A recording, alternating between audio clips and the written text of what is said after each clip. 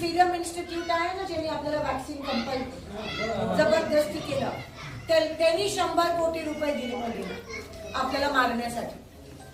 Tension नका घेऊ, पण खरं वॅक्सिन जबरदस्ती आपल्याला का केलं?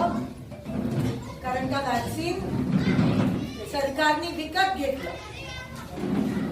तुमच्या आयुष्यावर पैसे कमवायला सरकारने वॅक्सिन विकत घेतलं. तुम्हाला जबरदस्ती केली आणि ते वॅक्सिन घेऊन आज बघा किती जणांना काही ना काहीतरी दुखणं चालू झालं. ज्यांना काही दुखणं नव्हतं त्यांना काही ना काहीतरी बीपी, शुगर, हृदयविकार चालू झाला. मी तर घेतलंच नाही.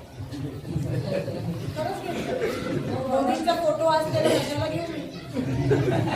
आपला एकमेव देश आहे जिकडे त्या वॅक्सिनच्या सर्टिफिकेटवर